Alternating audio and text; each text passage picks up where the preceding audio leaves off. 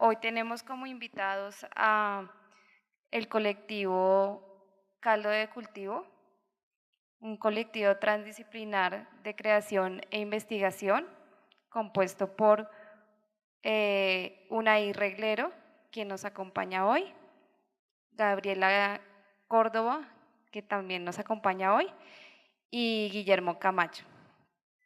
Su práctica se centra en el cuestionamiento de las políticas neoliberales y las narrativas que la justifican, poniendo en evidencia las imposiciones, exclusiones y violencias que éstas implican.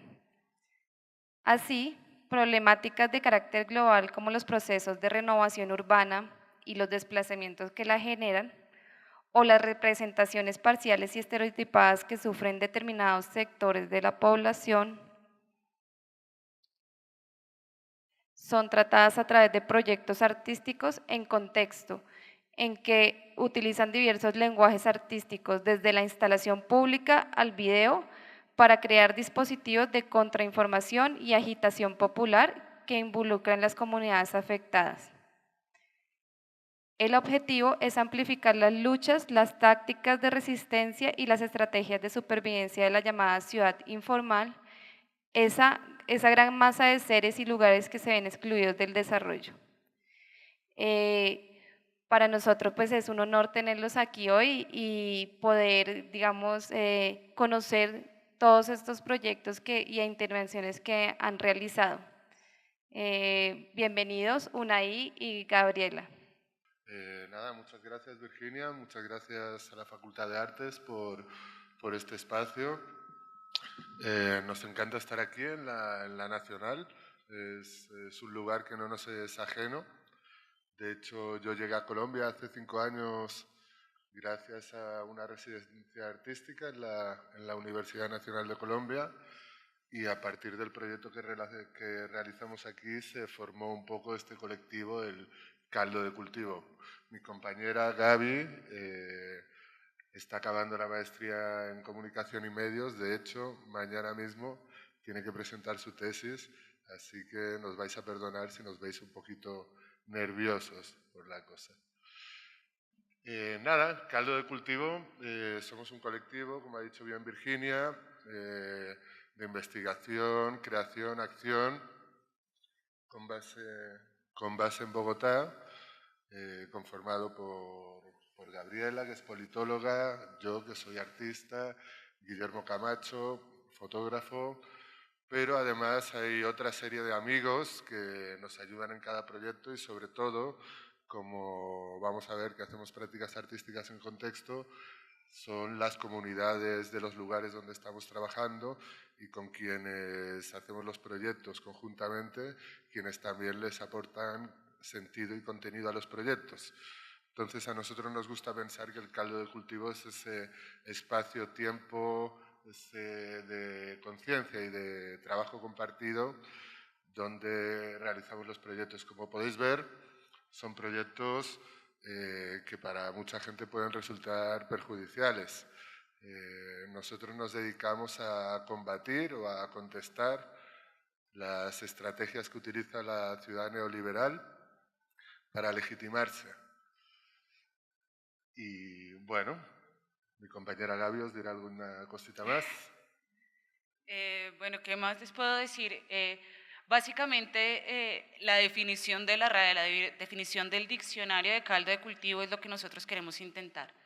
Es decir, cada uno de nuestros proyectos quieren convertirse en un espacio apropiado donde pasen cosas. Nosotros nos consideramos o queremos pensarnos como catalizadores. Nosotros creemos además que es fundamental pensar toda nuestra práctica, no digamos como desde, a ver, vamos a ordenar bien la cabeza, disculparán. O sea, lo que queremos con caldo de cultivo, digamos, nuestro objetivo fundamental es crear situaciones en las que se creen cosas nuevas. Nosotros queremos interrumpir lo cotidiano. Nosotros nos gustaría poder deslocalizar la mirada y que podamos todos, todas, mirar con otros ojos cosas que ya consideramos naturales. Entonces, básicamente, eso es caldo de cultivo. Y vemos, por ejemplo, la palabra contexto, que ya aparece en la publicidad de esta conferencia, pues es una parte muy importante porque nosotros somos un colectivo cuya práctica reacciona al contexto.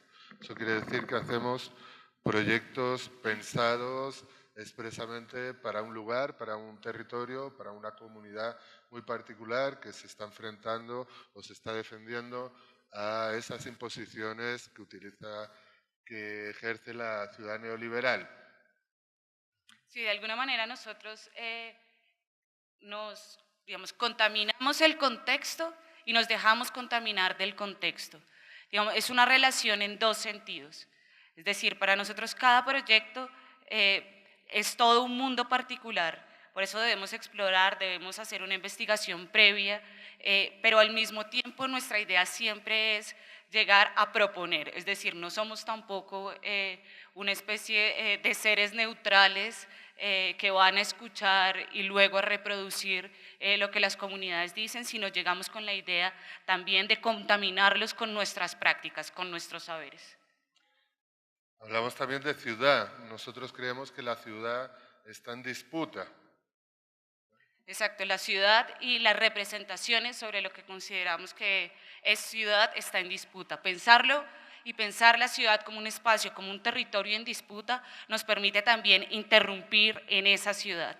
Lo que nos dice, digamos, la ciudad neoliberal es, primero, por una parte, que por ejemplo, temas sociales de pobreza, de desigualdad, tienen más que ver con responsabilidades individuales, básicamente que el que es pobre porque no es lo suficientemente emprendedor, eso por una parte, pero por otra parte también nos hace pensar que el espacio público, por ejemplo, es eso, es un espacio neutral. Y seguramente como algunas de ustedes lo podrán saber, una cosa es una mujer caminando a las 10 de la noche por la 10ª, otra cosa es un hombre caminando a las 10 de la noche por la 10ª. Depende de quién sea el que habita ese territorio y cuáles sean además digamos, qué tipo qué cuestiones se le asigna a esa persona, eso le permite o no vivir el espacio público, vivir la ciudad de una u otra forma. Entonces la ciudad no es un lugar ni neutral, y además está en disputa. Nosotros no aceptamos la idea, digamos, que hay una sola idea de ciudad, una sola dirección del desarrollo de la ciudad. Otra cuestión es el lenguaje. Nosotros nos enfrentamos a estas narrativas que utiliza la ciudad neoliberal y el mercado para legitimar sus acciones, sus imposiciones, sus violencias, pero dentro de esto el territorio del lenguaje nos parece que está en disputa también. Nos parece que están en disputa el significado de las palabras. Por ejemplo, ahora mismo nosotros podríamos estar diciendo que nosotros hacemos prácticas artísticas en espacio público o que hacemos arte en espacio público, pero sin embargo nosotros nos sentimos incómodos ya con el significado del término espacio público, ¿verdad? Porque ha sido apropiado por los planeadores urbanos, por los gentrificadores, por arquitectos, activistas, artistas, por supuesto, está demasiado usado. A nosotros nos gusta más, por ejemplo, el término calle, que se adapta más a lo que nosotros hacemos, porque el término calle está todavía indómito. Hay otras palabras que podríamos poner en discusión, sin ir más lejos, la palabra democracia. ¿Cuál es el significado de la palabra democracia hoy? ¿Verdad? Entonces, nosotros también luchamos a través de nuestros proyectos hasta esas imposiciones que se hacen desde el lenguaje y que pueden ser, como ya veremos, muy perjudiciales. Pero también utilizamos el lenguaje como arma, es decir, utilizamos generalmente las palabras, frases, ideas concretas para poder visibilizar, ejemplificar, dar cuenta de un problema específico. Entonces el lenguaje es fundamental en nuestro trabajo. Representaciones. También nos enfrentamos a las representaciones parciales y estereotipadas que sufren determinados sectores de la población. Sí, que se entienden naturalmente como violentos, como salvajes. Esto le puede pasar a los barrios populares o le puede pasar a las mujeres trans, a los homosexuales, a toda una serie de grupos que se les asignan toda una serie Es decir, se piensa la persona solamente a partir de una parte de su identidad, ¿no? En este caso, pues como les decía, por ejemplo, las mujeres trans se entienden como peligrosas naturalmente. En ese sentido, todas las representaciones que se realizan acerca de este tipo de personajes son en general negativas. Entonces nosotros también queremos entrar a trabajar en el terreno de esas representaciones, de esas narrativas estereotipadas. Bueno, entramos en el terreno de las estrategias. La primera cuestión, las disciplinas contra los saberes, ¿verdad? En nuestra práctica lo que hacemos de alguna manera es reivindicar las estrategias de supervivencia, sobre todo los saberes de la mal llamada ciudad informal, ¿verdad? Esa gran masa de seres y lugares que son víctimas del desarrollo urbano. Entonces nuestros proyectos parten mucho de una horizontalidad, ¿verdad? O sea, si bien nosotros venimos con nuestras disciplinas, siempre tenemos muy en cuenta los saberes del lugar donde estamos trabajando.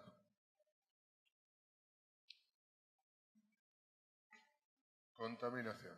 Bueno, contaminación ya les decíamos un poco de qué manera nosotros utilizábamos este término en el contexto. La contaminación, entonces, como les decía, se hace en dos vías. Nosotros intentamos contaminar con nuestra práctica, contaminar con nuestras políticas, con nuestras poéticas, la calle, el barrio, el espacio donde estamos trabajando, pero al mismo tiempo nos contaminamos de sus prácticas, nos contaminamos de sus saberes, es decir, desde los materiales que utilizamos en la obra final, pasando por el vestuario que utiliza la gente, las personas en un video, el tema mismo de la investigación. Para nosotros lo importante es precisamente esto, contaminarnos y contaminar el espacio. Camuflaje. Ahora podrán ver, muchos de nuestros proyectos basan su éxito, de alguna manera, en el impacto que puedan causar pues a los ciudadanos, ¿verdad? Entonces, en esa medida, para nosotros es muy importante, cuando estamos trabajando en un territorio, no ser descubiertos automáticamente como artistas, de alguna manera estar camuflados, porque si la persona que ve nuestros procesos ya está prevenida de que eso es una obra de arte, automáticamente pierde toda su eficacia. Al mismo tiempo, muchas veces, en el sentido contrario, nosotros nos aprovechamos de ese paraguas que ofrece la institución arte para poder hacer pues, determinadas cosas que no podríamos hacer de otra manera. Bueno, y sin ir más lejos, vamos a presentar una serie de proyectos, poquitos proyectos, 3 proyectos. Como decía Virginia, nosotros hemos hecho proyectos en varias ciudades, en Europa, en Estados Unidos, pero en esta conferencia nos vamos a concretar en proyectos hechos en Bogotá o en Colombia, porque nos parece que así los vais a poder reconocer mucho mejor y os vais a poder sentir identificados. Bueno, el primer proyecto se llama Comanche. Este proyecto surgió después de una invitación que nos hicieron para una exposición para repensarnos los años 90 en Bogotá. Entonces, bueno, lo primero que uno podría pensar, el de los años 90 puede ser el narcotráfico, puede ser la persecución política, pero había una cosa de la que no se había hablado tanto y que aún hoy cuesta mucho reconocer, y se trata de la limpieza o de la mal llamada limpieza social, que en los años 90, digamos, hubo un ciclo, un pico muy alto, pues de esta práctica brutal. Nosotros también llegamos a los proyectos muchas veces gracias a la casualidad, gracias a la afinidad, gracias a pequeños detalles que parecen insignificantes. A este proyecto y al tema de la limpieza social de alguna manera llegamos por 2 canciones. La primera, Pilas de Aterciopelados, y la otra, pues El Señor Matanza de Mano Negra. Lo curioso es que ambas canciones salieron el mismo año y luego averiguando en los periódicos, pues resultaba que fue un tema tremendo en la época. Entonces, bueno, este es como de alguna manera el tema y eso fue a lo que nos invitaron. Este proyecto empieza por investigación profunda del contexto, en este caso el contexto de la limpieza social, en este caso a través de los medios oficiales, de cómo relataron los medios oficiales la limpieza social. Como vemos, es un fenómeno, una problemática en Colombia que no ha acabado, ni mucho menos. Este recorte de prensa que estoy mostrando es del 30 de agosto de 2016. O sea, es bien reciente. O sea, todavía tenemos coletazos de la limpieza social. Pero nosotros estuvimos explorando cómo contaron los medios de comunicación este terrible fenómeno, ¿verdad? Esto es un recorte de prensa de los años 90, que podría ser perfectamente de hoy, ¿verdad? Nieros, un túnel sin salida. Ahí dice, podéis leer, el fenómeno lleva más de 10 años, la sociedad lo sepultó en vida con un nombre que no debería existir porque suena a una sentencia de muerte, desechables. Aquí volvemos al terreno del lenguaje, ¿verdad? Esa palabra, desechables, permitió toda esa serie de violencias contra una población particular de la ciudad que, bueno, terriblemente no ha acabado del todo. También en esa misma búsqueda, digamos, de todo este tema de la limpieza social, a nosotros siempre nos gusta, a pesar de que hablemos de problemáticas específicas, hablar desde la potencia, es decir, desde la posibilidad, desde las personas que resisten. Entonces no se trataba solamente de reunir una serie de noticias de ñeros muertos, sino más bien lograr conseguir un elemento que nos permitiera hablar desde la dignidad también y desde la lucha. Ese personaje es Comanche. Bueno, exacto, como decíamos, investigando en los periódicos empezó a aparecer un nombre, el nombre de Comanche. Entonces empezamos a estirar del hilo a ver quién era este personaje Comanche. Nos encontramos con un personaje estupendo. Comanche fue el líder de los ñeros, el representante de los indigentes en la Bogotá de los años 90, y él luchó contra la llamada limpieza social. Él era el jefe del cartucho, el líder del cartucho, y a mí me gusta llamarle de alguna manera el Quijote de Bogotá. Entonces, investigando, descubrimos que él había llegado incluso al Consejo de Bogotá y había realizado un discurso en los años 90. Entonces, sin más, lo escuchamos brevemente.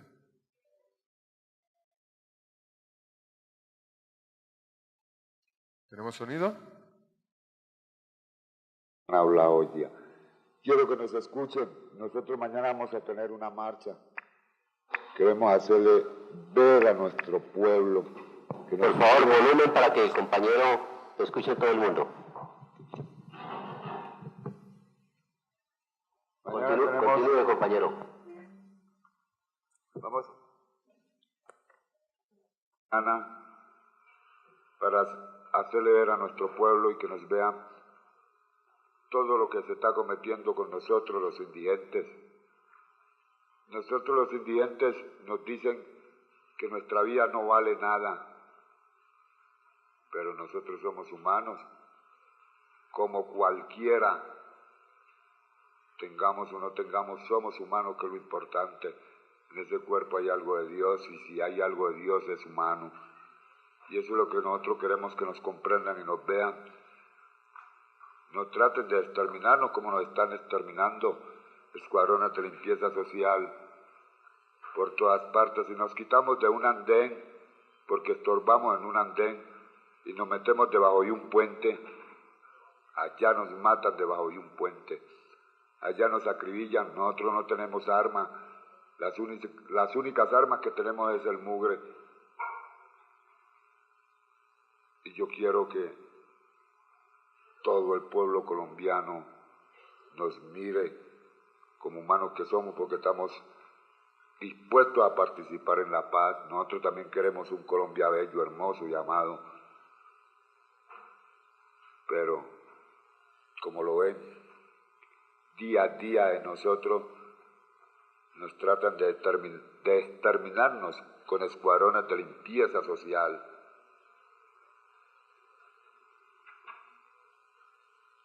Bueno, vamos a ir cortando. discurso es más largo, pero tenemos poco tiempo. De todas maneras, si queréis, lo podéis ver en nuestra web. Después, a partir de ese discurso, justo en esos días, estaba en Bogotá, esto fue el año pasado, la Cumbre Mundial de Arte y Cultura por la Paz de Colombia. Imagino que todos ustedes conocen, donde se invitó a importantes personalidades de todo el mundo a hablar sobre la paz en Colombia. Y bueno, a nosotros nos pareció interesante introducir las palabras de Comanche en ese contexto, en el contexto de la Cumbre Mundial de Arte y Cultura por la Paz. Entonces hicimos esta intervención donde las palabras de Comanche emergen desde los espejos de agua del Centro de Memoria, Paz y Reconciliación. Nos parecía muy significativo porque, bueno, imagino que todos conocen el Centro de Memoria, es un símbolo muy importante de la reparación acá en Colombia. Y en esos espejos de agua, debajo de esos espejos de agua, está lo que había sido parte del cementerio de pobres y donde numerosos testigos afirman que se encuentra la fosa común de las anónimas víctimas del Bogotazo. Entonces nos pareció un lugar muy apropiado para que las palabras de Comanche emergieran de allí y al mismo tiempo reivindicarlo como un actor útil en esa Cumbre Mundial de Arte y Cultura por la Paz de Colombia.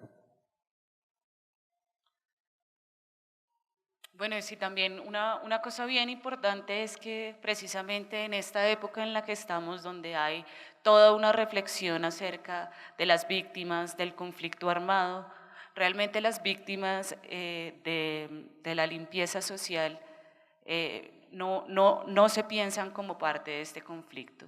Y de hecho muchísimas veces estas muertes se pueden justificar por derechas, por izquierdas, es decir, la política, digamos, de las personas que les parece que la solución, digamos, para una problemática social tan profunda es la solución final, pues no tiene color político muchas veces. Entonces nosotros creemos que era muy importante que en esta época que estamos intentando reflexionar sobre nuestro pasado, reflexionemos también sobre ese pasado, sobre esos cuerpos que no importan. Porque ya como lo hemos visto en estos últimos meses, los ñeros o los indigentes o los habitantes de calle, como les queramos llamar, pues básicamente son menos que personas y pueden sobre ellos desarrollarse toda clase de políticas urbanísticas como si fueran más bien un obstáculo y no un grupo de personas. Este vídeo que estamos viendo ahora bueno, nosotros habíamos empezado a saber de Comanche a través de esos medios oficiales, ¿verdad? A empezar a tener información sobre él. Él fue un personaje muy importante durante el año 93-94. Él consiguió aparecer en los medios de comunicación para reivindicar los derechos de la gente de la calle. Él era una persona de la calle porque él era un drogadicto, pero él se hizo en el vocero. Entonces, más allá de los medios oficiales, nosotros salimos a la calle a buscar testimonios reales de gente que lo hubiera conocido y que nos contara quién era Comanche, cómo se acuerdan de él. Voy a poner brevemente algunas partes del vídeo, esto lo pueden ver en la web porque es un vídeo largo. Esa vaina, porque yo no fui vicioso, ni nunca en la vida fui vicioso ni nada. A mí me gusta hacer piel rojita, que le hicieran el cartucho. Pero como tú... Que en paz descanse, el muerto, el vivo, el hoyo al baile. Si quiere escuchar, Miguero. No me acerque el micrófono que la cámara no me miñero. Ey, Delguero. Tú eres el que escucha la music, es un estilo. Este personaje, por ejemplo, es Skinny Killer, un habitante de calle, un drogadicto que nos encontramos en el parque del Tercer Milenio, donde antiguamente estaba el cartucho. Él nos habló de Comanche, pero a través del rap. Nos hizo allí como una improvisación sobre Comanche, ¿verdad? Lastimosamente este personaje, después nos enteramos que 2 meses después de haber grabado este vídeo, lo habían asesinado. Bueno, porque realmente era una molestia. Si somos ñampiros pa' más de uno, somos originales, solo 501, inyecciones letales y balas con cianuro, vengo de un mundo oscuro.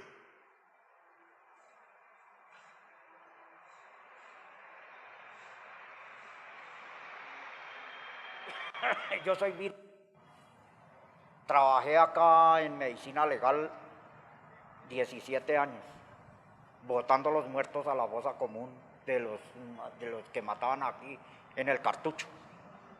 Comanche era uno de ellos que le avisaba a uno de que había un cuerpo fallecido en el Cartucho y uno iba y lo recogía. Por el asunto de que aquí no dejaban, cuando estaba el barrio, no dejaban meter la policía, solamente el ejército y la camionetica para recoger, pues, traerlos a medicina legal. No queríamos, pero lo mismo lo obligan a uno a hacer mal, porque es que ustedes son podemos construir paz, podemos construir constitución y gobierno. Uno también tiene el derecho para poder expresar, por más que seamos, pero somos colombianos, no importa dónde vivamos, pero estamos en nuestra tierra. Eso sí me gustaría y me agradaría que el día que hagan eso nos llevaran a todos, o a mí me llevaran y llevaran a más de uno, que yo sé que es un honor, es un honor. Él es merecedor de eso y más, porque la memoria de la gente no se puede quedar en blanco por alguien que hizo en un conflicto que es silencioso, que ha sido silencioso durante muchísimos años, que le ha quitado la vida a muchísimas personas, que nadie ha tenido como la valentía o la hombría de decir, es que somos una población. Sí, eso era lo importante de él, que quería grabarnos como una población, que somos un punto de existencia en esta capital, en esta inurbe que día a día come y las personas, como ellos mismos nos dicen, son desechables. Yo lo describiría como un buen personaje. Bueno, la idea aquí también fue, nosotros salimos a preguntarle a la calle cómo construir esa imagen de Comanche, o sea, fue esto también armar un rompecabezas, ¿no? Hablamos con gente en la calle, probablemente mucha gente no lo conocía, mucha gente solo había escuchado hablar de él, habían chicos de 20 años que también nos habían dicho que lo habían conocido y era imposible pues por el tiempo, pero esa era la idea precisamente, de qué manera un personaje que no para todo el mundo está presente en su memoria realmente en la calle, pues es fundamental, ¿no? Bueno, y sobre todo nosotros vimos en este personaje que podíamos crear un icono a partir de él, podíamos crear un icono al que se pudiera recurrir en momentos como este, ¿verdad?, donde los derechos de los habitantes de calle están amenazados. Vivimos en un tiempo en que es fértil en Colombia la reparación simbólica de las víctimas del conflicto armado, pero lejos estamos de preguntarnos como sociedad por las razones que hacen posible la limpieza social, ¿verdad? Entonces, Comanche nos parece que puede ser, o nuestra práctica fue construirlo en icono, construirlo en un icono para la gente de la calle.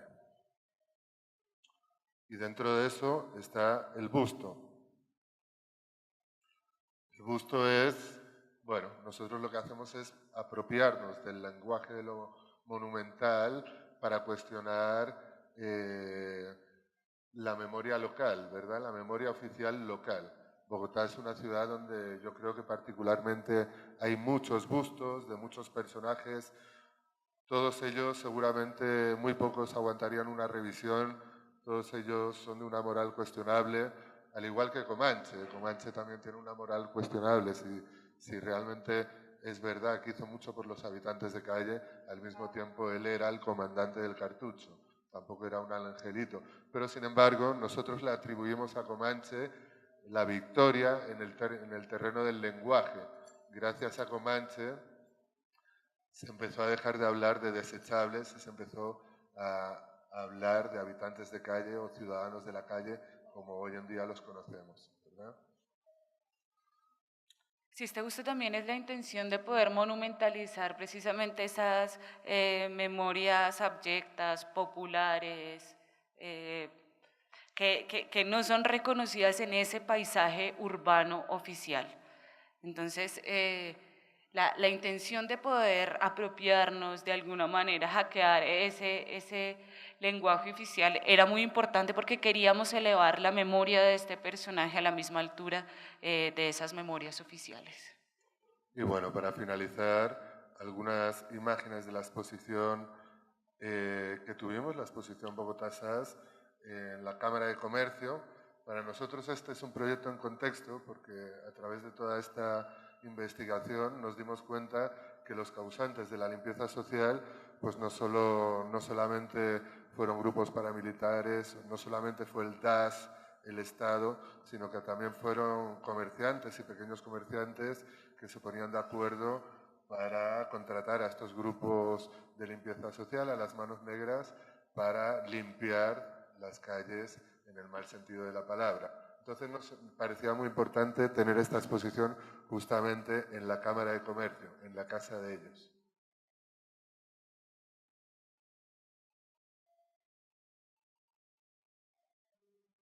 Bueno, como les decía, esto fue como armar un rompecabezas. Entonces, poco a poco conseguimos el discurso del consejo, pero también empezamos a hablar con dos personas que fueron súper importantes para este proyecto, una Richard Emblin y el otro es Timothy Ross. Ambos son fotoreporteros ingleses, digamos uno más mayor que el otro, y ambos tienen ellos unos archivos personales muy interesantes de la ciudad, se acordaban de Comanche y también habían seguido el tema de la limpieza social y de hecho lo habían llevado a periódicos internacionales.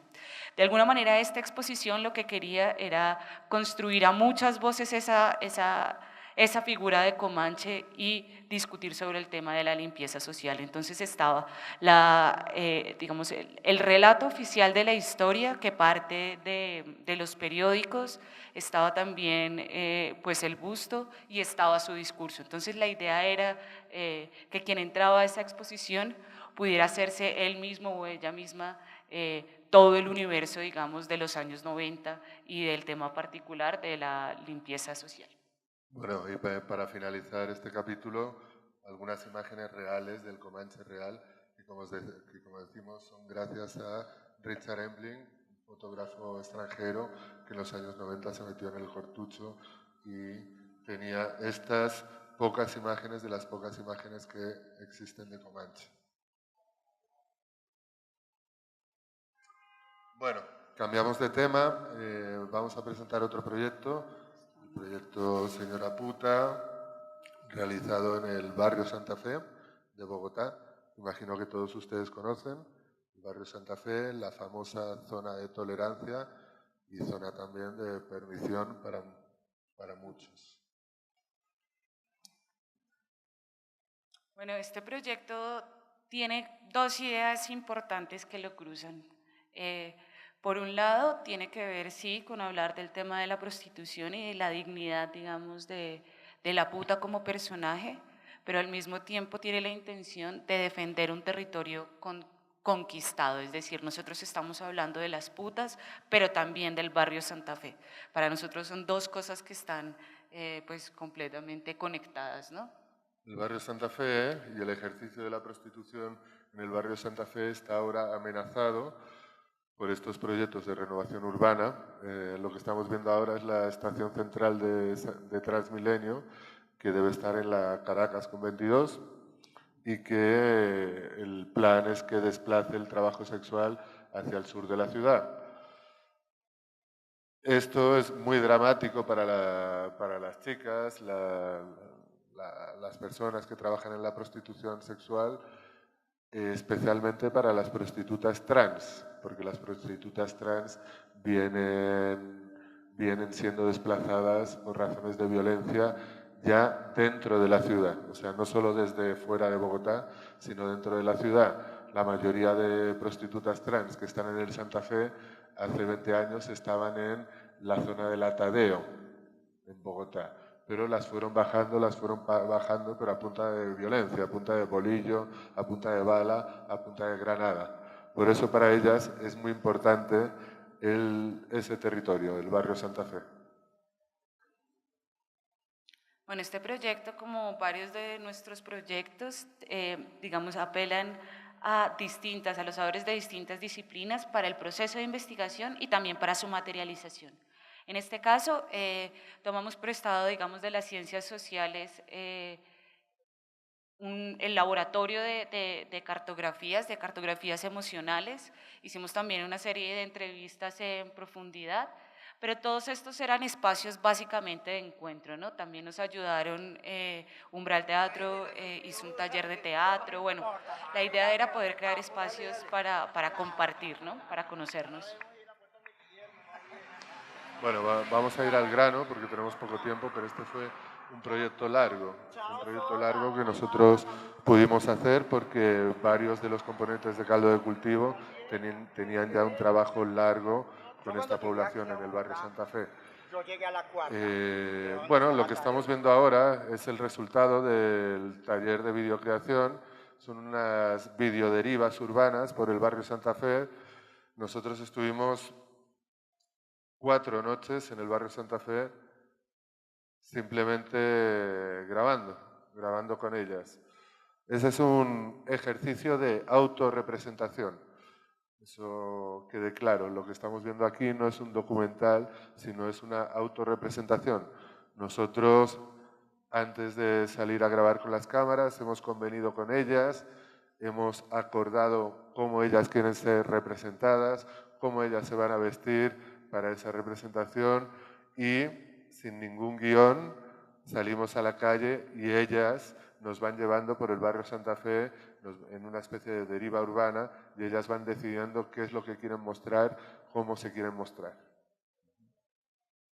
Sí, acá por supuesto el dispositivo video no tiene la intención, como dice Unai, de ser documental, de ser neutral, de ser ajeno, sino la idea es mostrar el dispositivo mismo del video. Hay que entender también que, por ejemplo, específicamente en el Santa Fe, muchas personas van a grabar y no tienen la decencia ni siquiera de preguntarle a las mujeres que están ahí, sino van desde carros, ¿no? Escuchamos cientos de historias de que las chicas terminaban zarandeando en los carros porque iba gente a grabarlas a ellas sin pedirles permiso, sin ninguna clase, pues básicamente de respeto por ellas, ¿no?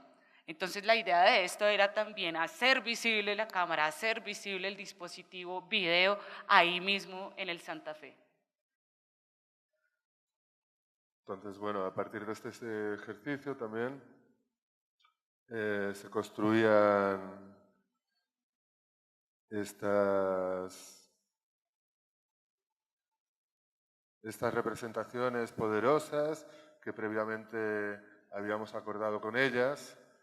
Por ejemplo, para este ejercicio de vídeo, nosotros viniendo desde el arte, fuimos y en varias reuniones nosotros les empezamos a mostrar vídeos de otros artistas de videoarte que nos parecían muy representativos y tal, pero a ellas no les gustó ninguno. Ellas lo que querían era verse representadas como Beyoncé. Ese era su gran icono y ese fue el acuerdo que llegamos. Entonces,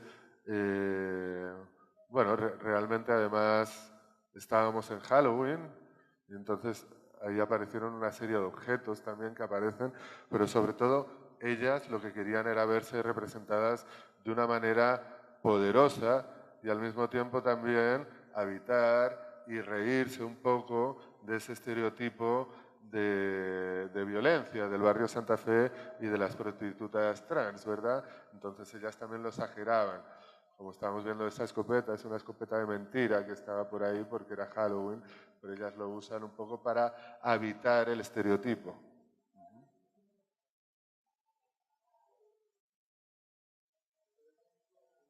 Yo soy la puta. Y para usted, señora puta. Fuck you.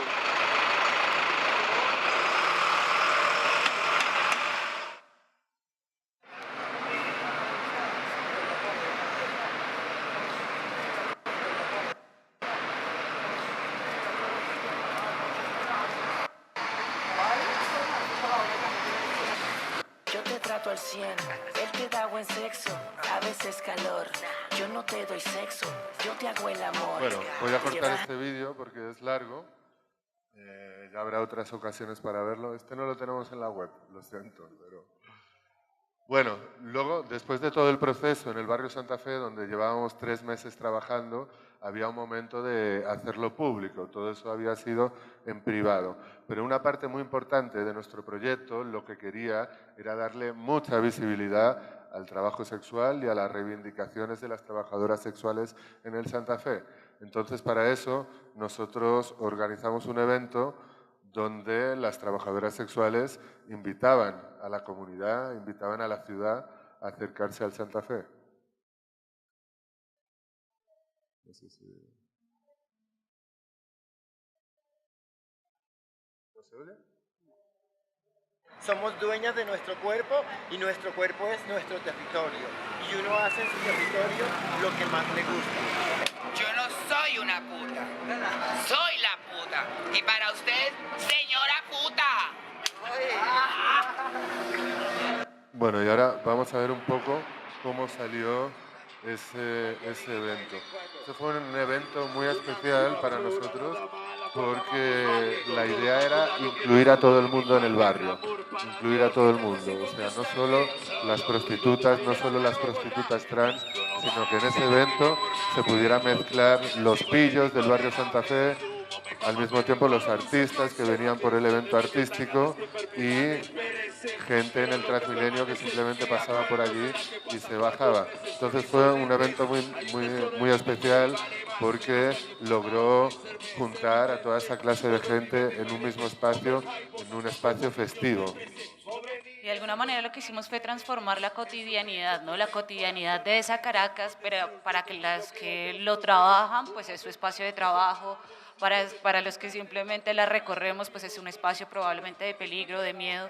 Lo que queríamos era rehabilitar y de hecho transformar ese espacio, transformar esa cotidianidad y poder construir un espacio para encuentros improbables, ¿no? Uno cada vez más sale y habita los mismos espacios con las mismas personas, pero en este caso lo que sucedió fue precisamente eso, encuentros improbables y un encuentro que estuvo muy tranquilo, claro, de cerveza, humo, de todo, pero ese habitar del espacio público juntos, ese estar juntos, creo que fue una de las cosas más importantes, tanto para las chicas como para el público que asistió. Claro, hay que decir que este evento es en una residencia, en un puteadero del barrio Santa Fe, que está justo en la frontera del barrio Santa Fe con la ciudad, que es la Caracas con 22.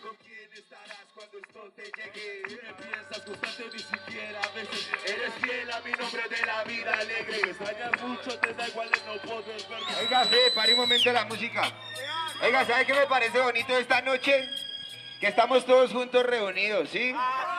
A lo bien, lo que es. Y somos una sola, y nos llamamos humanos, y nos llamamos personas esta noche. No importa si somos artistas, si somos ratas, si somos putas, si somos travestis, lo que sea. Esta noche somos personas, y somos humanos, y la música nos une para ser uno solo. La buena por estar aquí y por pararle bolas a esta vuelta.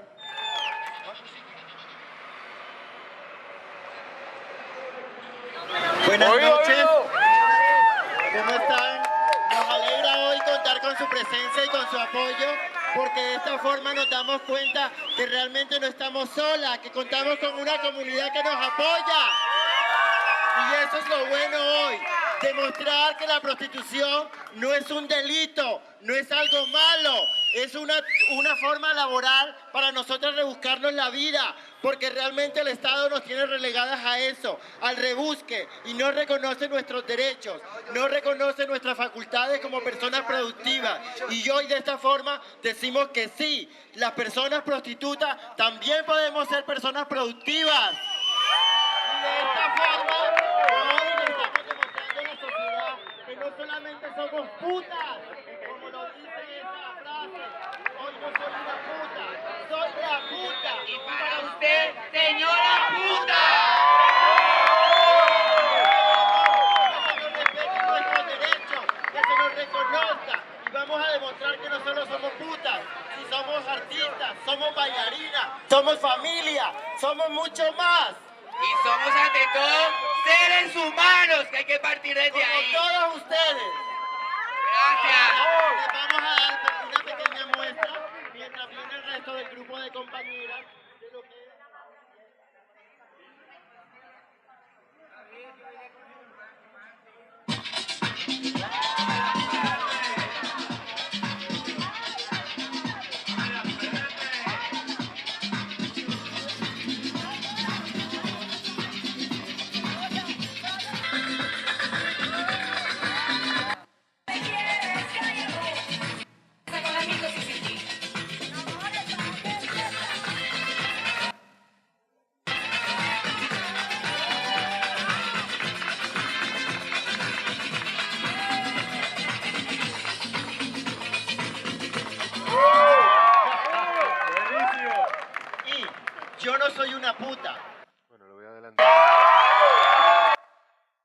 divierte, pero entonces todas las mal miran, entonces ¿qué pasa? Entonces respeto y van las putas porque uno la pasa muy, muy rico con ellas. Ahora habla la gente que estaba en el... Iban las señoras evento. putas porque todos se divierten, pero entonces todas las mal miran, entonces ¿qué pasa? Entonces respeto y van las putas porque uno la pasa muy, muy rico con ellas. Pues la frase me parece una chimba porque le da el reconocimiento a las putas, ¿no? Son señoras putas. Es un camello muy, muy jodido que las nenas se hacen, pues digamos que deben tener un reconocimiento, pues como el tamaño de lo que hacen, ¿no? Pues su camello es necesario socialmente y es muy mal reconocido, muy mal visto. Resignificarlo es como un gesto como necesario, una deuda. Son las señoras putas, no son las putas. Me gusta mucho la frase gigante, así como... La frase le da un reconocimiento a las nenas muy chévere de entrada, pero que esté gigante, que uno pase en el Transmilenio y la vea, me parece muy bacano. Y pues entrar y comprar una pola y verlas y te sonríen. Y las nenas hoy están como en otra vaina también, bacano, chévere, como otros proyectos más con ellas, más desde el reconocimiento, ¿no? No siempre desde pobrecitas, las putas que les tocan, no. Otros proyectos desde el empoderamiento también. Pero bueno, yo sí quiero decir algo frente al tema de lo que hoy están haciendo, que una apuesta desde el arte por el reconocimiento de esas mujeres como sujeto de derechos, que es necesario y como lo planteaba la chica anteriormente, es una deuda que tenemos ciudadanos y ciudadanas de este país por entender que este es un ejercicio que desde la mojigatería y el moralismo de esa sociedad no se ha permitido reconocerlo, pero además trabajar para reivindicarlas y tal vez tercero, garantizarles sus derechos, ¿no? Porque finalmente son las más vulneradas, porque en el medio del ejercicio que hacen son desconocidas y todo el tiempo son las marginales, y ese es el espacio marginal. Entonces es una brecha que hoy podemos empezar a, digamos, como a cerrar a partir de resignificarlo con la participación de quienes están acá. Y la frase lo rompe, porque es que no es una, ella no es una, ella es eso es un trabajo, y para los que no crean, señora, me trata bien, ¿no? Me parece excelente esto. Yo ahorita estaba hablando aquí con mis amigos y decíamos que estas frases es como si fueran el copy para la campaña perfecta. Es una frase contundente, sí, que como que señala algo de tanto sentido común. El respeto a las putas debería ser de sentido común, pero no es. Y es tan obvio y está tan de frente que no lo alcanzamos a coger, tanto que necesitamos un letrero de neón que nos lo diga.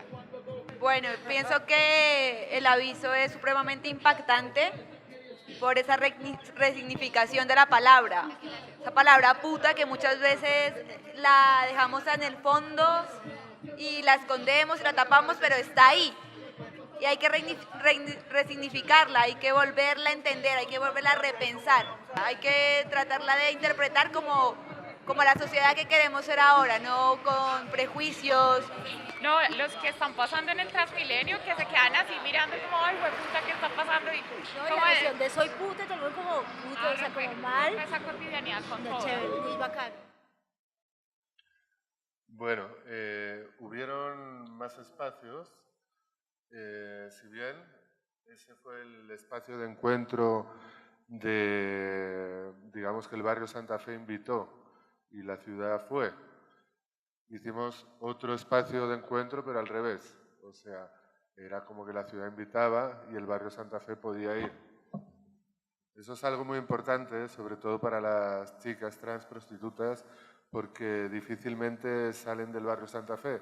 El barrio Santa Fe, que para muchos de nosotros es un lugar peligroso, donde no nos sentimos seguros, ni mucho menos, para ellas es el lugar donde ellas pueden ser, estar y donde se sienten seguras.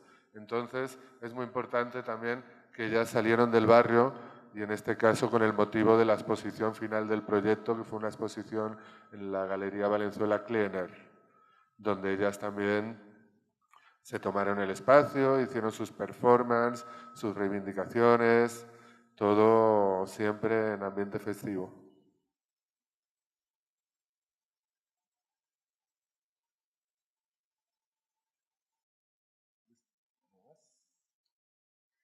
Sí, yo quería también que pensáramos muy específicamente el tema de la puta. En el caso precisamente de las putas, el hecho de o sea, los estereotipos son realmente, supuestamente, todo lo que las constituye. Yo quiero que como hombres, pero como mujeres también nos preguntemos qué tanto podemos hablar de las prostitutas, juzgarlas y con cuántas hemos hablado. ¿Qué sabemos de ellas? Porque el problema es que incluso desde las ciencias sociales se entiende a la víctima, perdón, a la puta como una víctima por definición. Entonces, poder reconocer en otros simplemente la humanidad muchas veces es triste, ¿no? Es decir, ellas mismas lo decían, no, lo que queremos decirles es que nosotras también somos humanas, ¿no?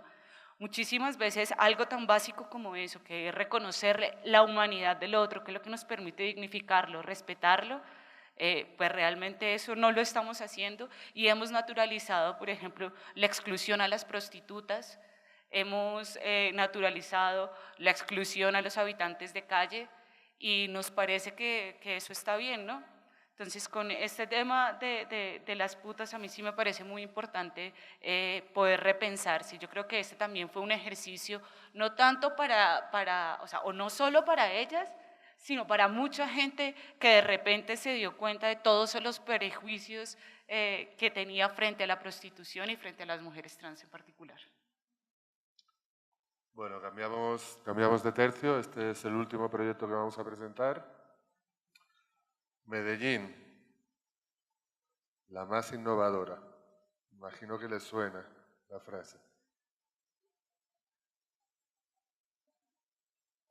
Bueno, todo empezó con esto, ¿verdad? Con un concurso donde Medellín se presentó y decía ya, estamos entre las 3 más innovadoras del mundo. ¿Podríamos ser la primera? ¡Vamos! Finalmente lo ganan, Medellín la más innovadora. Bueno, este es otro de los proyectos, Medellín Innovation, es decir, este proyecto surge porque nos invitan pues eso, a realizar un proyecto.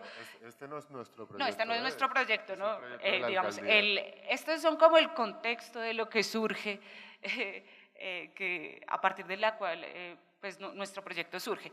Y es una pregunta porque Medellín pues lo que tiene es un montón de dinero invertido en marketing. Es decir, no hay una cosa mala que uno escuche de Medellín, todos los discursos son como naturalmente buenos, y entonces nosotros dijimos, bueno, empezamos a desconfiar de que Medellín sea la más segura, la más innovadora, la más educada, como si no estuvieran sucediendo en este momento conflictos allí. La cuestión también es esta obsesión de Medellín con la innovación, para quitarse el estigma de ciudad violenta, ¿verdad? Entonces Medellín le ha apostado muchísimo. Medellín está haciendo en 5 años lo que Barcelona hizo en 30 años. Además, ellos han tomado el modelo de Barcelona, que es el modelo de la ciudad marca, ¿verdad? Entonces, como puedes ver, además, las estrategias de marketing de Medellín son increíbles. Está también el tema de la participación, o sea, incluyen a los ciudadanos y los hacen sentirse incluidos o excluidos, ¿verdad? Entonces juegan con todo esto, por ejemplo, el arte y la cultura también instrumentalizadas a favor de esa idea de ciudad que ha tenido alguien, que ha tenido el alcalde, que es la Medellín innovadora, la Medellín Innovation, así en inglés. Claro, no todo es consenso, por mucho que ellos quieran, no todo es consenso. Toda esa innovación lo que está haciendo es que barrios enteros sean barridos, sean demolidos para construir allí unos hubs de innovación, de diseño. Y bueno, y lo que está pasando es que muchos barrios y mucha gente de los barrios está siendo desplazada. Eso es especialmente dramático en Medellín porque mucha de esa gente ya venía desplazada del campo y ahora vuelven a ser desplazados ya no por la guerra, sino por la misma alcaldía de Medellín.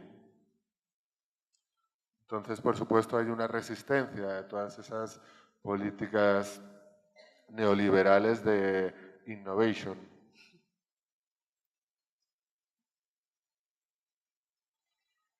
Y gente que está resistiendo porque no tiene más remedio que resistir, porque lo que les toca a ellos, por el bien de la ciudad, es irse de Medellín. Entonces, bueno, aquí vemos una cosa muy curiosa que pasa en Medellín, es que toda esta violencia que el gobierno municipal está ejerciendo contra los territorios más vulnerables es neutralizada a través de campañas de marketing, ¿verdad? Y en estas campañas de marketing nosotros detectamos que lo que utilizan son discursos abstractos e intrínsecamente positivos. O sea, lo que hacen es poner a circular discursos abstractos e intrínsecamente positivos, como el Medellín la más innovadora, la más educada, el Medellín todos por la vida, que además también acuden a esa cuestión, a ese sentimiento regionalista, un poco de competición que tiene Medellín pues con Bogotá, por ejemplo, pero con el resto del mundo parece que ya, ¿no? Entonces, fijaos muy bien en todas las publicidades de la alcaldía de Medellín, la ciudad más innovadora, y siempre aparece ese todos, o sea, tú tienes que estar a favor de ese proyecto de innovación de Medellín si no estás fuera. Medellín, todos por la vida. Como siempre, el todos por la vida, ¿verdad? Medellín, todos por la vida. Además, son unas cuestiones que repiten y repiten hasta la saciedad. Pues ya os acordaréis lo que decían los nazis, ¿no? Aquello de no te preocupes que una mentira repetida 1000 veces se convierte en realidad. Y en los nazis estábamos pensando también, esto nos recordó mucho a estas estrategias de marketing de la ciudad de Medellín, nos recordó mucho a las estrategias de propaganda que utilizaron los nazis, que eran, igual que en Medellín son buenísimos, los nazis eran buenísimos también, ¿verdad? Entonces, los nazis también utilizaban los eslogans, y utilizaron este eslogan que era el Deutschland über alles, que era Alemania sobre todo, con el que consiguieron involucrar a los ciudadanos alemanes en el proyecto nazi. Algo que nosotros de alguna manera relacionamos con lo que está pasando en Medellín, y lo que hicimos es crear un contraeslogan, un eslogan que fuera igual, que fuera un eslogan intrínsecamente positivo, pero que sin embargo revelara todas esas violencias relacionándolo de una manera velada con ese eslogan nazi, ¿verdad? Esta es la intervención final. Nosotros trabajamos en el barrio Naranjal. Y bueno, más bien les vamos a poner... Hoy es 9 de noviembre a las 4 de la tarde. Dentro de las estrategias que utiliza el gobierno municipal para apoderarse de un territorio está el amedrentamiento, la coacción y el constreñimiento a través de las autoridades de policía. Hoy en Naranjal mandaron a los ESMAD. Los ESMAD son esos robots policiales para paliar a la gente cuando la gente protesta por sus derechos. Mandaron policías a que protegieran a los de espacio público. Los de espacio público es una parapolicía municipal para no dejar que nadie en el espacio público pueda disfrutar de él o utilizarlo para sobrevivir con sus ventas. Naranjal es un barrio donde el espacio público se lleva para parar los carros. Y mandaron a los del tránsito. O sea, mandaron un operativo previamente diseñado porque fue grande y gigantesco. Esto no se planeó hace media hora, vayan a ver qué pasa, sino que esto fue previamente diseñado lo más posible por las mismas directivas de la DU, Planeación Municipal, la Secretaría de Gobierno y el señor alcalde de Medellín. Ese animal Gaviria que hay en esta ciudad para que Medellín esté sobre todos. Es lamentable cómo la Policía Nacional, encargada de proteger y defender los derechos y la vida de los ciudadanos, viene a proteger a los que están tratando de robarnos el barrio. El operativo es un operativo, lo vamos a llamar operativo de terror, de terrorismo psicológico. O sea, señores de Naranjal, yo como alcalde, como no fui capaz de derrotarlos y de quitarles en mis 4 años de gobierno lo que era de ustedes, los voy a empezar a paliar para que les dé miedo y para que me respeten. Pero en Naranjal nos haremos respetar también, yo creo. Por favor. Ir adelantando algunas cosas. Soñadores, señores, ese medidor de todo, ¿qué significaría entonces? Medellín sobre todos los vulnerables. No está sobre todos los que deben de estar. Ese es el eslogan que tenemos acá. Hoy, hace 10 días nos enviaron una carta donde nos dicen que nos van a expropiar. Es una forma como manipula la administración municipal y la empresa de desalojo urbano y rural a la población de Naranjal. Hoy, hace 8 días nos dijeron que nos iban a expropiar y hoy se está mostrando que nos van a expropiar. Yo decía, la semana pasada decía, a ver, una visita del ESMAD a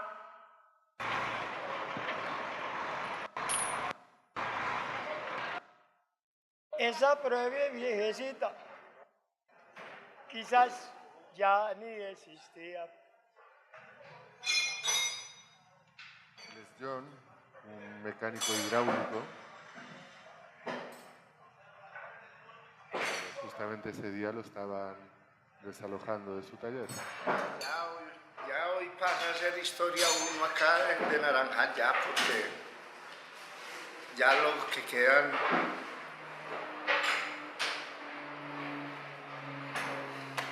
Bueno, me duele. ¿Cuántos años? 15 abriles. 15 abriles. ¿Llegaste cuántos años aquí? Aquí llegué de 35. De 35. Pero no son los 15 años. Es lo que se vive. El desarrollo ataca, hermano. El desarrollo se necesita. Lo que da tristeza es como la gente, los que tienen el poder, desvaloran lo del que menos tiene, hermano. Ese Medellín, sobre todo, es porque la ciudad va para adelante en su progreso y no importa el que arrase por delante.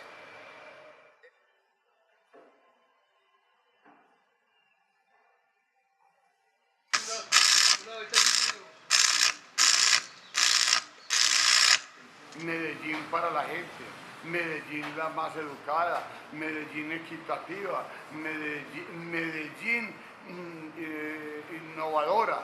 Entonces es una cosa que sinceramente le provoca a uno prenderle fuego a esas pancartas cuando uno se siente tan vulnerado. Dicen que Medellín todos por la vida y vea lo que está pasando con nosotros aquí en el barrio de Naranjal. Entonces eso de Medellín sobre todos y sobre todos los pobres más que todo.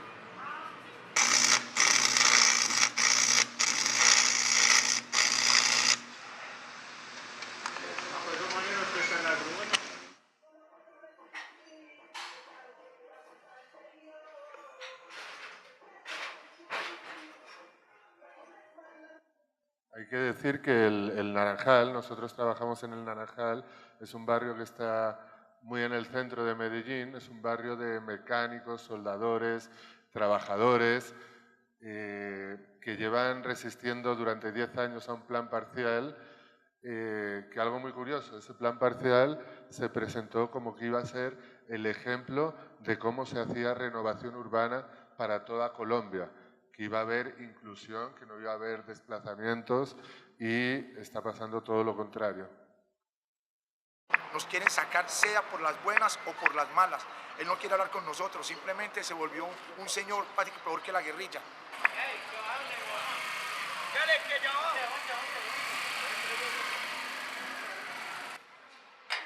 La autoridad nos ha ayudado mucho, queremos mucho nuestra policía, nuestra autoridad.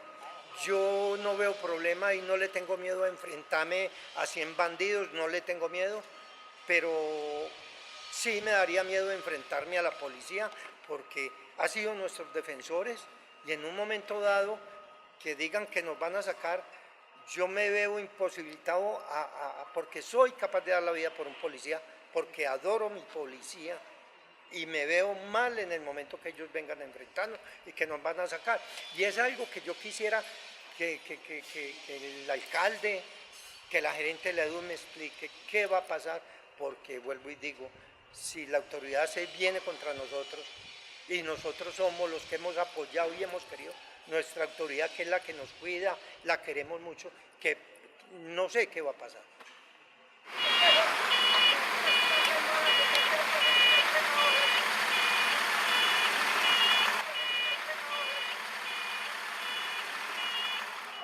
Cartas de corbatas de cuello muy blanco, doctores de negro, corruptos comprados, mafia de ladrones, impuesto pagado, dolores, mis rimas verdes expresado, leyes para ellos, compraron su puesto, los pobres callados, presencia de todo esto. Hombre muy honesto, decente, muy serio, trabaja y trabaja pagando el impuesto maldito sudor, mi trabajo, el hambre de mis hijos, muerte de mis hermanos.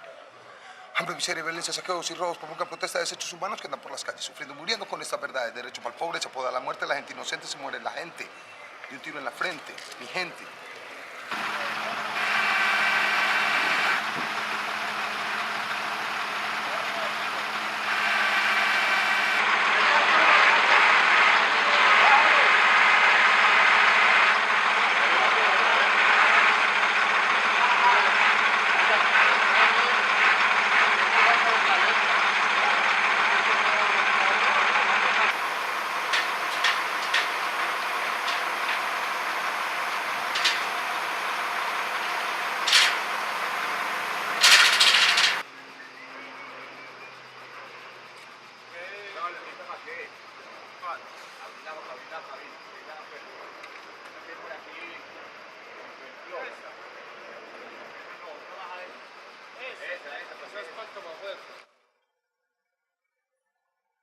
Bueno, ahí hemos visto un poquito el proceso de construcción del aviso, que se construyó con la gente de allí.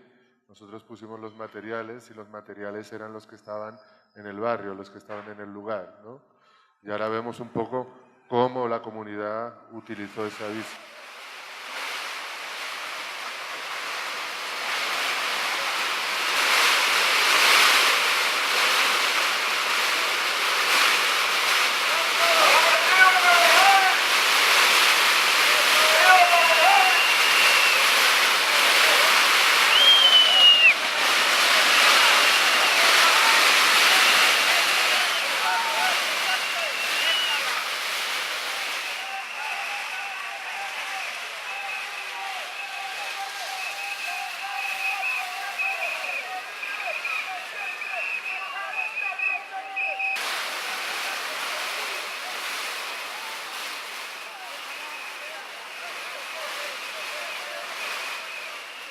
Estamos ante esta maravillosa obra de arte que nos regalaron a Medellín como un gran mensaje para que no nos pase lo que hicieron los nazis en Europa, en Alemania sobre todo, aquí en Medellín sobre todo ¿quiénes?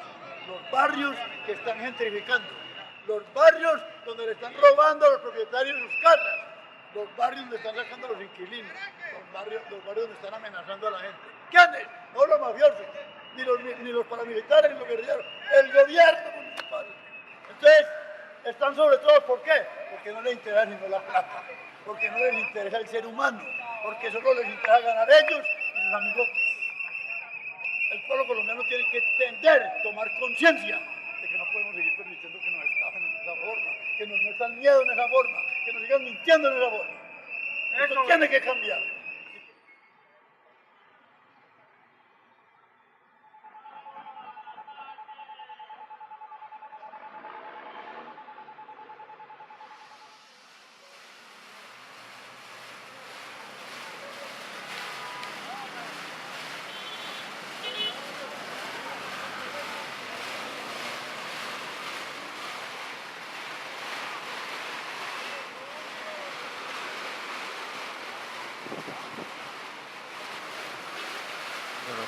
Como ves, es también un discurso abstracto e intrínsecamente positivo que ellos hacen circular por Medellín también, imitando las estrategias que utiliza la alcaldía de Medellín.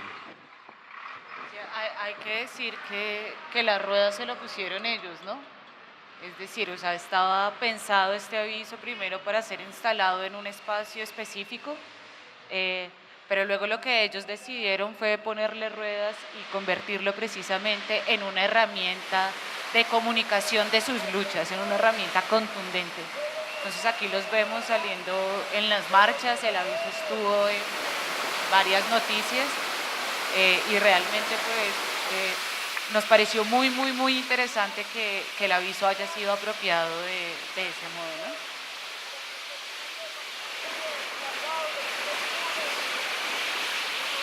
Aquí está nuestro cámara de cabecera, Andrés Buitrago, trepado en el aviso para tener esto claro.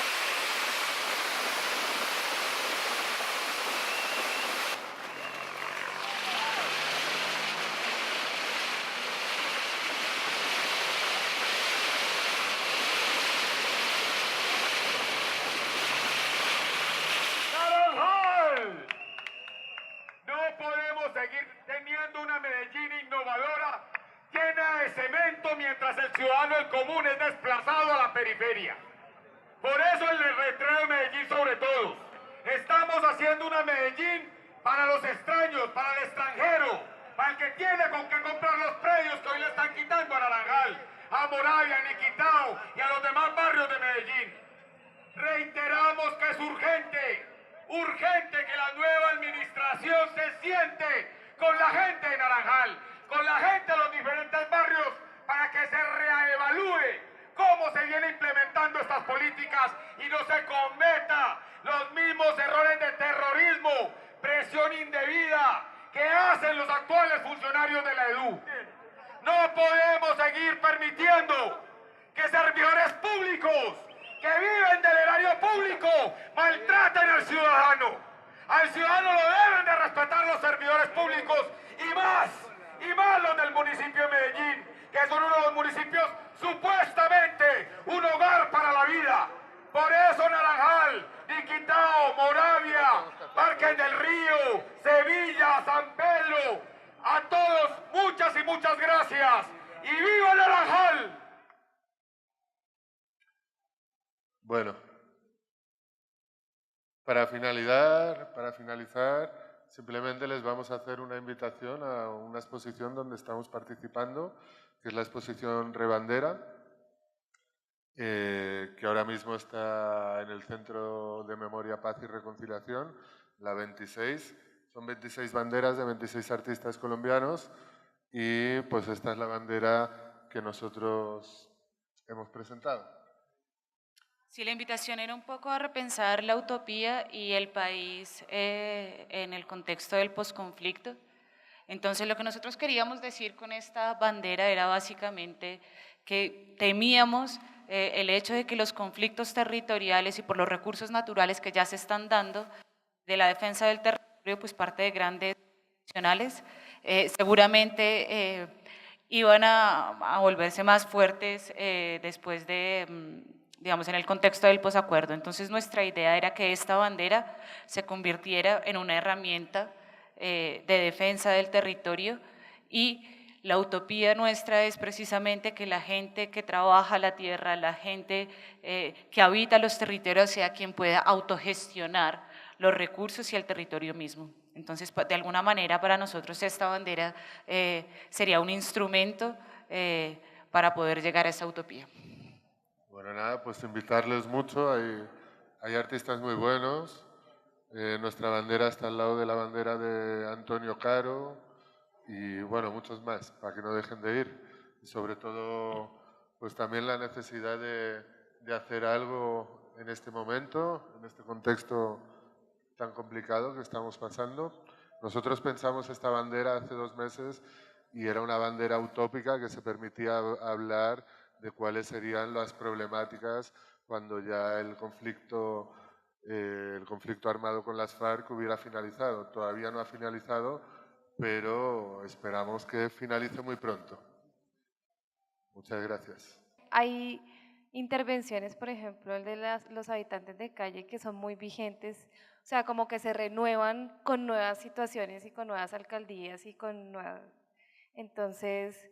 pues sí pensaría uno, no es tanto que estén acompañando todo el tiempo a esta gente y que sean amigos, pero sí, por ejemplo, se podrían volver, digamos, a raíz de lo que pasó con el Bronx, donde de nuevo la gente no tiene voz, porque pues uno ve todos los días en el noticiero el terror y todo lo terrorífico que pasaba ahí, y como la alcaldía como reafirmando que lo que hizo lo hizo por el bien de la ciudad. Mientras tanto están ahogando gente en los caños, o sea, son como cuestiones sociales que se reafirman, pasó en los 90, pero pues volvió a pasar y ahorita pues digamos que es una situación que valdría la pena reafirmar. No sé si ustedes han pensado algo así. Hay una cosa importante, nosotros lo que queríamos con Comanche específicamente era realmente instalarlo en el espacio público, o sea, que fuera de verdad una escultura como cualquier otra de los bustos. Nos estuvimos averiguando porque también uno tiene que pensar que con todos estos proyectos también hay toda una serie de obstáculos que son de tipo burocrático, es decir, uno puede tener las mejores intenciones, pero hay cosas que son muy difíciles de hacer. Entonces, este proyecto lo hicimos a mediados del año pasado, y pues con el cambio de alcaldía y una vez ganó este señor, pues nosotros supimos que nunca ya, por lo menos en estos próximos 4 años, iba a ser posible, por ejemplo, instalar este tipo de cosas en el espacio público oficial. Por supuesto, nosotros creemos que este proyecto es muy pertinente para lo que está pasando hoy en Bogotá. Tampoco nos hemos conectado específicamente con alguna organización, pero de alguna manera creo que como elemento de comunicación, Comanche pues, puede ser muy importante, ¿no? Tal vez sí queda por hacer eso un poco, ¿no? Y es conectarnos hoy concretamente con esta gente. Sí, sí, ojalá siempre tuviéramos el tiempo, la energía, los medios para poder hacer los proyectos oportunos en el momento oportuno. De todas maneras, el proyecto de Comanche expresamente está pensado justamente en esta cuestión de crear un icono que pudiera ser recurrible en un momento como este y que también pudiera ser reproducible por otras personas, ¿verdad? En ese sentido, nosotros sí que tenemos cierta alegría en que de repente Comanche ya ha dejado de estar en el olvido. Mucha gente a partir de ese proyecto lo recordó, volvió a salir en los medios de comunicación, en El Espectador, en Canal Capital, empezaron a hablar de Comanche, incluso nos hacía mucha gracia porque hay algunos artículos, por ejemplo uno del Espectador, que directamente le copian las palabras que tenía Gaby en la exposición y las ponen como de ellos, ¿no? Pero eso a nosotros nos da igual y nos parece bien siempre y cuando la gente conozca a Comanche. Al mismo tiempo, otros artistas están reproduciendo a Comanche. El otro día nos contaba un amigo que hay en un centro comercial que está por la 127, ¿cómo se llama? ¿Unicentro? No sé. No. El otro. No me acuerdo del nombre ahora mismo. Boulevard Niza, eso. Que había pasado por ahí, que había visto un grafiti enorme de Comanche y que era la imagen esa que yo he mostrado, tal. A nosotros eso nos parece estupendo, ¿no? Que la gente se la apropie, porque Comanche no es nuestro tampoco es algo que nos pertenezca. Entonces, más bien, la idea es que la cuestión genere resonancias, genere como una semillita, pero que puedan crecer otras cosas de ahí. Ustedes que trabajan con el otro, por así decirlo, entonces, ¿cuál es su postura con referente a eso? Puede haber, digamos, como una ética, digamos, de esa relación que nosotros tenemos con ellos y con ellas. Yo quiero volver a repetir lo que ya más o menos les había dicho, y es que, claro, puede que, digamos, desde el punto de vista del Estado, son poblaciones vulnerables que se entienden desde la carencia. Entonces, lo que nosotros casi siempre solemos hacer es ver al otro no desde la carencia, sino desde su potencia, ¿no? Es decir, cuando nosotros vemos y empezamos a trabajar, por ejemplo, con los mecánicos, no vemos solamente a unos pobres mecánicos que los van a sacar y no pueden hacer nada, no, lo que vemos es qué podemos hacer con ellos, qué podemos hacer juntos. Entonces, no sé si respondo a tu pregunta, claro, es un otro. No es negar, o sea, no podemos negar tampoco que hay asimetrías, ¿verdad? Pero realmente, pues cuando yo me relaciono, es decir, para nosotros, por ejemplo, en no sé, en estos grandes eventos artísticos nosotros nos sentimos más cómodos con la gente en el barrio, parchando, fumando porro, tomando cerveza, porque también es una relación así. O sea, tengo que decirlo súper de frente, o sea, es una relación eso, de amistad. Cuando no funciona, no funciona. Y puede que la otra persona sea excelente, pero es una cuestión también muy humana. Nosotros creo que partimos de allí, ¿no? O sea, de una relación, o sea, casi pues de la energía, cómo nos sentimos juntos, qué podemos hacer, ¿no? Entonces, pues, ese otro también es un otro que me posiciona a mí. Entonces, muchas veces lo que nosotros tenemos que hacer es deslocalizarnos, ¿no? Y, por ejemplo, no ver, ellas son travestis, pero ¿y yo qué soy? Entonces, yo soy cisgénero, pero es decir, como también todas esas exclusiones se basan en una inclusión de la otra parte, ¿no? Entonces, si uno trata de deslocalizarse y ver al otro un poco como un amigo, como una persona con la que trabajas y con una persona con la que tienes una lucha común, una lucha compartida, pues creo que de alguna manera uno puede trabajarlo, ¿no? Sin desconocer que hay, como te digo, asimetrías, ¿no? Entonces, pues, ya no sé si... Bueno, solo para rematar. Sí, para nosotros la verdad es que cuando dicen vulnerables, sería mejor decir incluso más vulnerables que nosotros mismos, ¿no? Porque nosotros no es que seamos... Nosotros cuando estábamos en el barrio de los mecánicos, allí los mecánicos ganaban más plata que nosotros, ¿sabes? Y nosotros estábamos haciendo un proyecto allí que nos estábamos dejando todo el presupuesto en los materiales y que no íbamos a ganar nada, ¿no? Entonces, a veces eso habría que revisarlo un poco. Al mismo tiempo eso, lo que decía, como nosotros no somos una ONG, nuestra relación con las comunidades realmente funciona por una sintonía y por eso, por tomar pola, fumar porro. Yo no fumo porro, que conste. Pero sí tomar pola o lo que sea, pero sí compartir mucho. En el momento que eso no funciona, yo no me siento obligado a seguir esa relación. O sea, yo en algún momento puedo cortar y si este proyecto no me interesa o si esta persona dentro de este proyecto no me interesa, yo no la voy a aguantar. Igual que ella tampoco me va a aguantar a mí, ¿no? O sea, en ese sentido tampoco somos trabajadores sociales, ¿no? Gracias a ustedes.